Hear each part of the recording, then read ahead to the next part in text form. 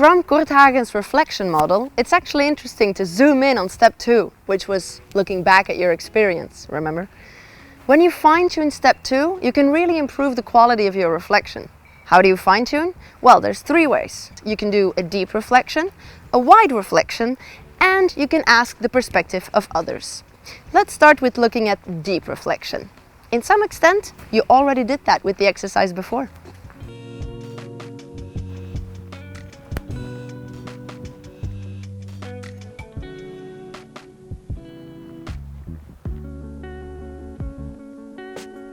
Deep reflection.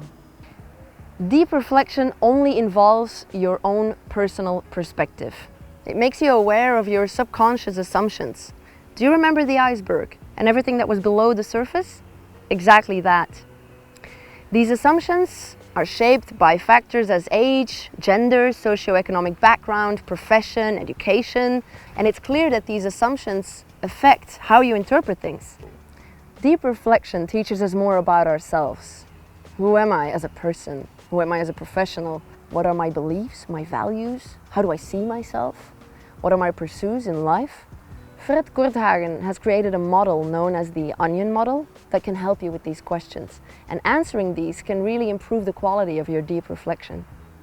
The 7 layers of the onion model are the environment, behavior, competencies, beliefs, identity, mission, and the core. When you go to these layers, you ask yourself some questions. With the environment, you ask, what happened? With behavior, the question is, what did you do? With competencies, the question is, what are you able to do? Beliefs, what do you believe in this situation? Identity, what's your role? How do you see yourself? Your mission, what's your ideal? And for the core, you ask yourself, what are my core qualities? So take a moment to deepen your reflection by answering these 7 questions. If you need longer, remember, this is a video. We interrupt our program to bring you this important message. Okay, let's try deep reflection based on the onion model. You need to concentrate very well so you can see the onion in your mind. Okay, so we peel the first layer. Oh, wow, amazing. The second layer. Wow, beautiful. And now we... Oh my god, the onion model is making me cry. I have too much imagination. Thank you for ruining my mascara in front of all these people, Korthagen. Jesus Christ. Next up, wide reflection. That means that you look at things from different points of view. 2 of the most common reflection perspectives are the academic and the social perspective. The academic perspective links your personal experience to a theoretical framework or a theory linked to your academic education. I'll tell you about a personal experience of mine. I was doing voluntary work in New Zealand, helping the local community organize some events, and at the time I was actually studying event management and PR, meaning that I could take some theories from the handbooks and really put in practice there.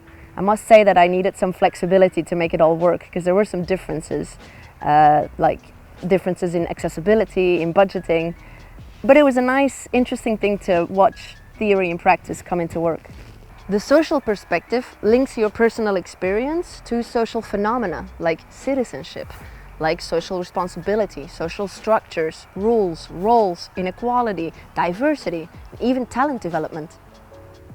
So back to my experience. The social phenomena here is super interesting because I was working with the Maori community. But if I have to take one, I really want to point out the natural respect there is for people that are older than you. And I think I took it with me and I still think about it today.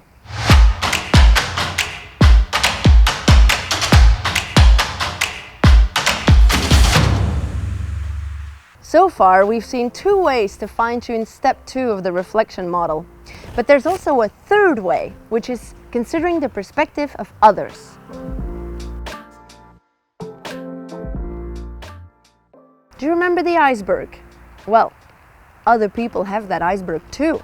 So they will show behavior from the tip of the iceberg, but they will also have thoughts, feelings, needs, desires, and unconscious assumptions, just like all of us. Asking yourself the following questions can help. What did they do? What did they think? What did they feel? And what did they want? It's difficult to assume what's going on in another person's head, let alone if the experience is with more than one person. I would say try and make a calculated guess. So going back to my experience, it's easy to think of what I thought, what I felt, what I wanted, but going in a Maori community as a young European girl, I do wonder what they felt and what they thought. If I think about it, I think they felt insecure. They wanted the events to be organized, they wanted our help. And I think if I keep reflecting on it, that they did trust me, that their thoughts were that I was welcome there and that they wanted me to stay.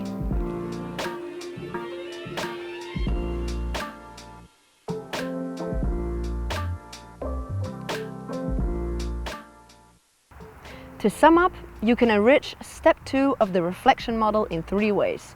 The first way is to reflect deeper. Try and discover your subconscious assumptions. Use the onion questions. Second, reflect wider. Consider the academic and the social frameworks. And third, learn from other people who shared the same experience and tried to get inside their head.